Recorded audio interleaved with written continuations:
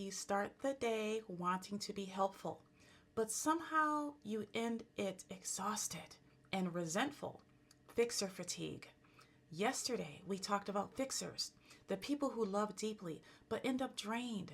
The truth is, it's not just about dating. You might be fixing your friends, your family, even your coworkers. You think you're helping, but somewhere in the process, you stop feeling like yourself. Here's what's really going on. Your nervous system confuses fixing with connection. You feel safe when you're needed, but when you start carrying other people's emotions, you train them to rely on you instead of themselves. That's emotional overfunctioning, and in some cases, a form of control dressed in care. When that inner voice says, "Let me fix it," catch the reflex before it takes over. Notice the urge, but don't rush. Catch yourself mid rescue. Before you act, slow down, breathe. Sometimes we just jump in because we cannot stand to see someone struggle. But love isn't always rescue, it's restraint. Ask yourself, is this mine to carry or their assignment? What am I hoping to feel if I solve this? Am I helping from love or from fear of what happens if I don't help? Did they ask for my help? Or am I just uncomfortable with their silence? Sit in that. Number one, feel before you fix. Notice what rises in you. Anxiety, guilt? Sit with that instead of managing theirs. Awareness isn't judgment, it's wisdom in motion. You stop turning compassion into control the moment you choose to pause. Number two, allow the discomfort. Let people sit in their own storm. It's how they build resilience. Growth always comes from friction. Number three, reflect. Do not rescue. Try saying, "That sounds really hard. What do you think you'll do?" It keeps their ownership intact and allows them to grow. Number four, redefine help. Help isn't fixing, it's supporting. It's saying, "I believe you can figure this out, and I'm here if you need to talk." That builds trust, not dependency. Do not rob them from their growth. Number five, honor your limits. Honoring your limits does not mean you have failed. It means you are healthy. When you overfunction, you underfeel. Resentment becomes the interest on the loan you never meant to give. Boundaries do not make you cold. They keep your compassion sustainable. Yes, you can still be a woman of God with a beautiful heart and have boundaries. Luke 5:16 states, "But Jesus often withdrew to lonely places and prayed." This verse highlights Jesus' practice of regularly seeking solitude for prayer, even amidst a busy ministry, as a source of strength and a model for us followers. This does not mean you never step up.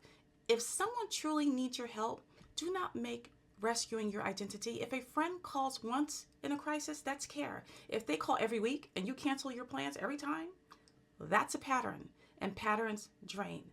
Again, you don't want to build resentment because every time you show up inauthentic. You feel like you're helping, right? And you are.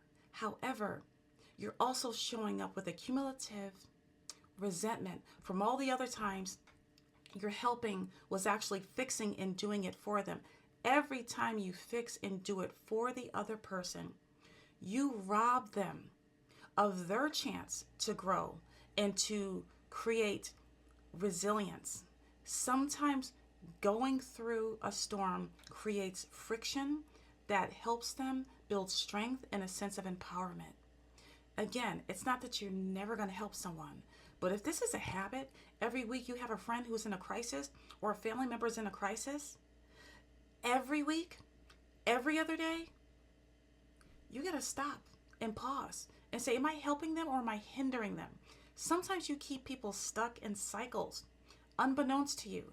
And this is not with poor intentions. This is not meaning that you are malevolent. This is not meaning you have bad intentions. You actually have really good intentions, but haphazardly, you're not realizing that you're the person, and maybe others in their life, keeping them stuck. And you say to yourself, why is there always a problem with this person? Every time I look around, this person needs money. This person needs, I don't know, a ride. This person needs gas. This person needs. Person's always in a crisis. There's always a problem. They got to get picked up from somewhere. They always find themselves in a predicament with the same type of people, with the same group, like they move in packs. Okay? You got to start looking at the pattern. That's not helping. You are colluding. You're contributing to their internal demise because they don't get a chance to see what they can do, what they can be. And some people really need to feel that so they can say, okay, I have competency.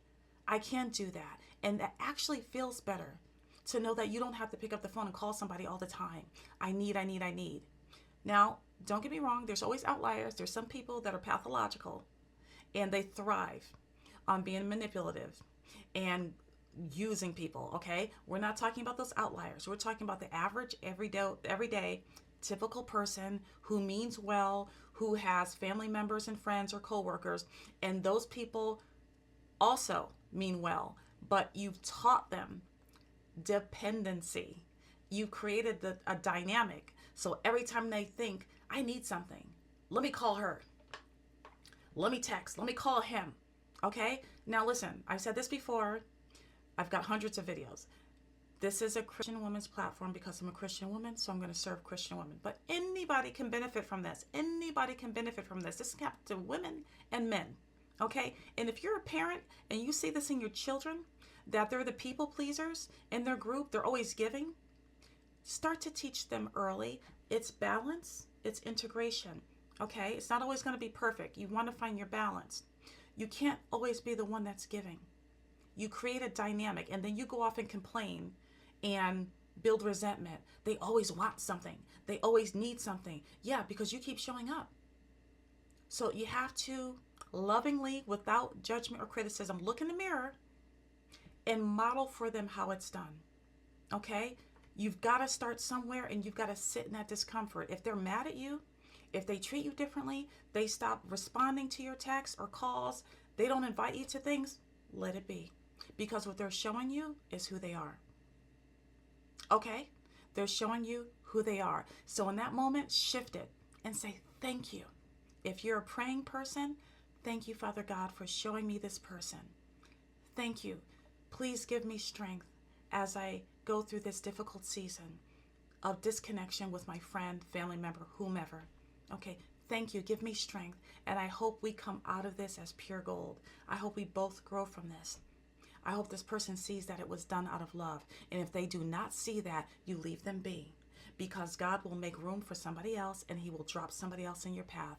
He does it all the time, but you got to trust yourself to sit in that discomfort and really revel in the joy that they're not calling all the time. See it as a blessing. Okay? Gotta go. Ciao.